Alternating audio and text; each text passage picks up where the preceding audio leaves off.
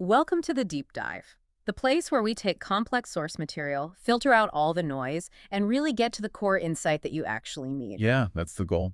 And today we are plunging right into the financial markets. We're exploring a stack of sources that, frankly, challenge some of the most fundamental assumptions in modern trading. They really do. We're tackling what might be the single greatest frustration for any serious trader out there. You know the feeling. Why do strategies that look absolutely perfect on paper sometimes just collapse into total unpredictable failure? And that frustration, that feeling of being completely lost, the source material actually has a word for it, Gamgestegi. It's exactly why we're doing this deep dive. Right. Our mission today is to analyze this really profound argument that successful trading is pretty much impossible if you're only operating in one dimension. You have to master both the price axis and the critical, and often totally ignored, time axis of the chart. And the sources use this brilliant hook to set the whole thing up. They present two ideas that completely contradict each other, and then they claim both are true.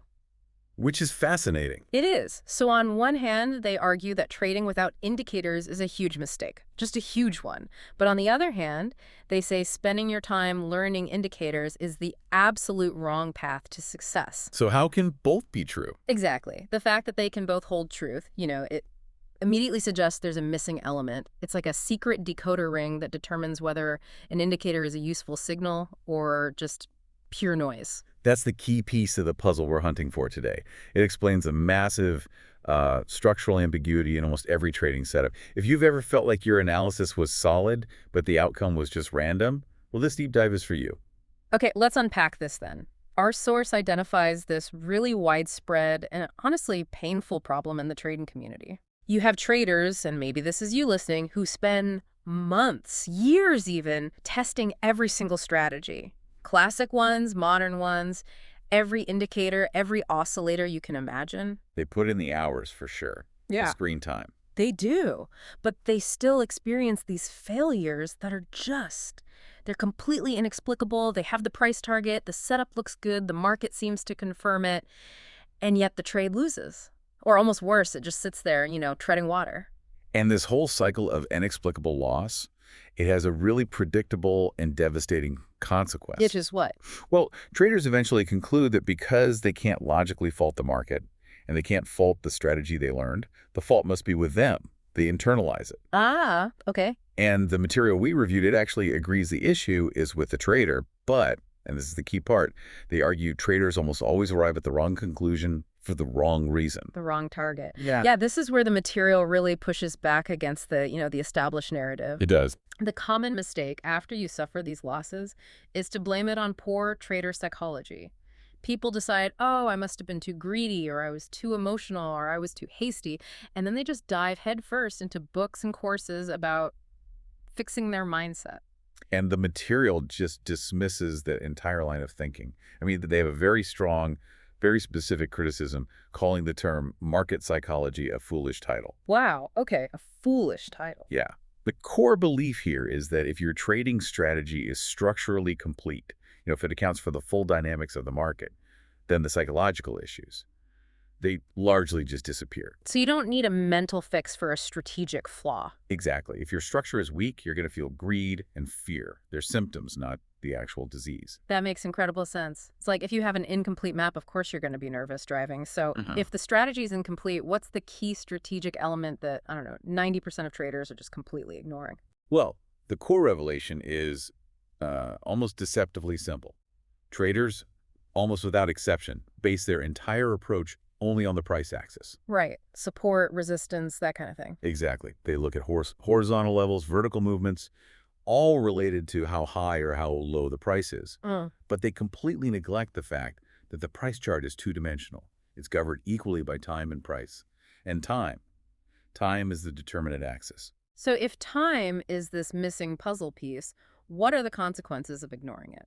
The source is really clear on this. It says if you cannot integrate the exact time of entry into your strategy and your setup, you will just constantly be treading water, You'll get inconsistent results, and you'll never, ever achieve predictable, scalable success. Okay, but we need to be really specific here. When you say time analysis, what is that not? Because I think a lot of people will jump to conclusions. That's a great point. And yeah, we absolutely have to clarify this. It's not simply the time frame you're looking at, M1, H4, daily, whatever.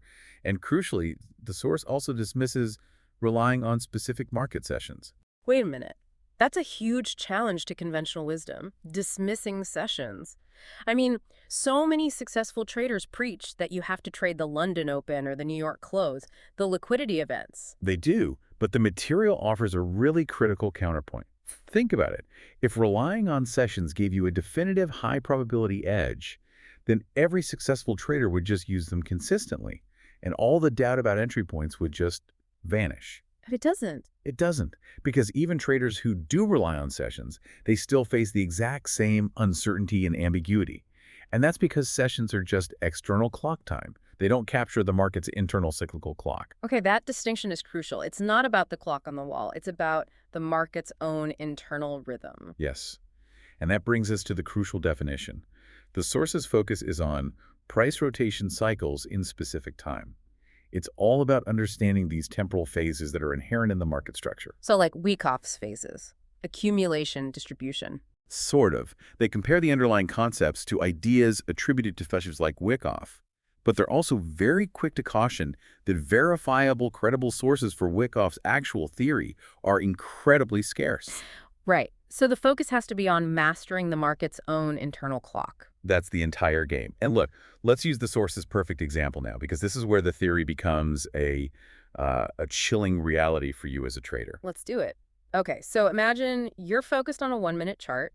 You do all your analysis, you're meticulous, and you identify what you believe is a strong bullish order block. A point where you expect big institutional buyers to step in.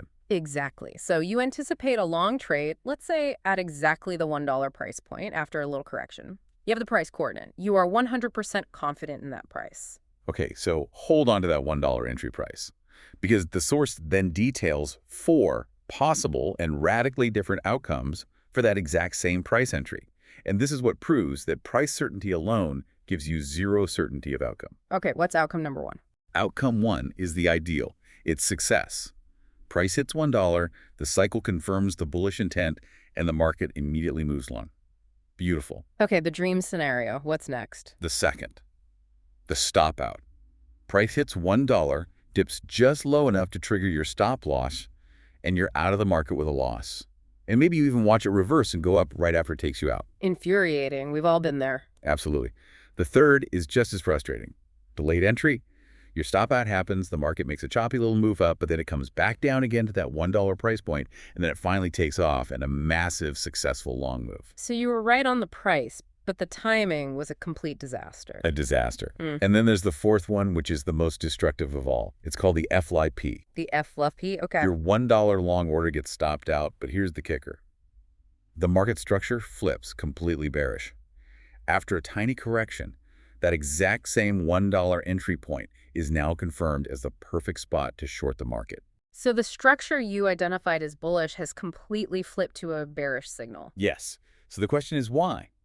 Why does the exact same price point, $1, sometimes confirm a perfect bullish order block and other times become this destructive bearish FLIP?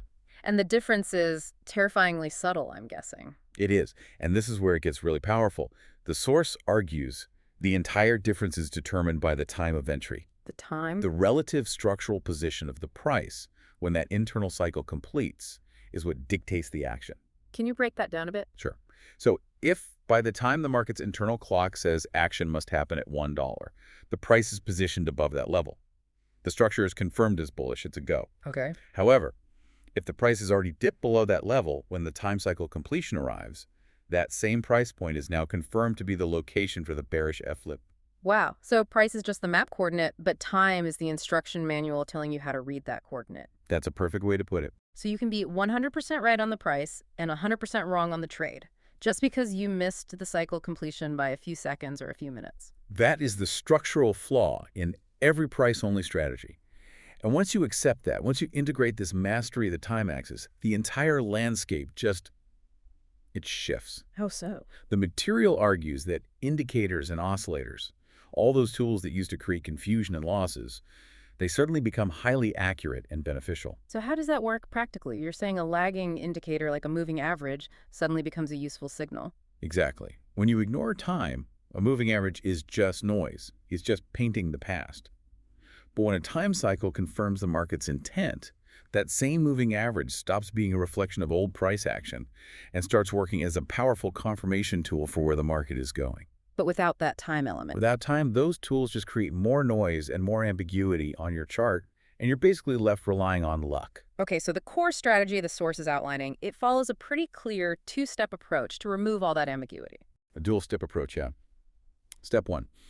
The trader has to use their traditional methods, or a dedicated screener, as the source mentions, to find a specific structure on the chart and establish those price coordinates. So an order block, a resistance level, a trend line, whatever your method is. Right. And then, step 2. After that structure is identified, they immediately enter the time cycle analysis. Yeah. They apply defined, specific temporal conditions to that price structure. And it's that integration price structure discovery plus a time cycle analysis that forms the complete high-probability strategy. And this is so vital because it solves the biggest structural ambiguities that just plague price-only analysis. Like, for example, when you see a consolidation or a correction forming on the chart, how do you know for sure if it's an accumulation where hidden buyers are getting in to push the price up, or if it's a redistribution where hidden sellers are getting ready to push it down? Those look identical. Yeah. Frustratingly similar in how they form. They do. They both have that period of, volatility contraction, low volume, right before the breakout. Price alone can't tell you what the market's real intent is. It can't. And the source gives us the decisive answer. Yeah. It all depends on where the price is situated by the time the specific time cycle for that structure arrives. So if your time cycle analysis shows the contraction phase is ending and the price is sitting above a critical low, time confirms it as an accumulation. Precisely. And if the price is sitting below a critical high when that time phase concludes, the time axis confirms it as redistribution. So price is the target, but time is the judge. Time is the judge. It decisively confirms the market's true intention, and it resolves all of that structural ambiguity. Yeah. And that is a fundamental paradigm shift from typical price action trading. It truly is. Okay, so to summarize the main finding here for you, the listener, if you've been focused on self-blame, if you've been constantly trying to fix your emotional responses to losing trades, you are probably misdiagnosing the problem. Yes, stop focusing on that flawed, incomplete concept of trader psychology. If you're failing even though you have excellent price targets, it's not you, it's that your strategy is incomplete. Right. The fix isn't deeper introspection. It's adding the missing decisive strategic component, time cycle analysis. That's what provides the consistency that psychological resilience is built on. And that leads us perfectly to our final and I think provocative thought. And this is aimed squarely at anyone who teaches trading. We have to be intensely critical of educators who are out there selling incomplete strategies. The material really suggests that, a lot of educators, they only show you their successful trades. They avoid sharing their full trading records, their stop outs over any meaningful period of time. And even when they do admit to a loss, they consistently dodge the strategic issue, don't they? Every time. They blame the failure on psychological flaws. They'll say it was haste or greed. They project the structural flaw in their own strategy, the fact that they're omitting the time element onto the student's mind and discipline. So the takeaway is to demand more. You should demand strategic completeness. If an educator blames your mind, ask them to show you how their strategy integrates time. Ask them to resolve the ambiguity of an order block versus a fill P, or an accumulation versus a redistribution. Demand structural completeness, not just psychological platitudes. Exactly. A truly fantastic deep dive into the dual-dimensional nature of market movement. If you've been relying on price alone, your homework is clear. Start looking for ways to integrate time into your analysis to get the clarity you've been missing. We'll see you next time.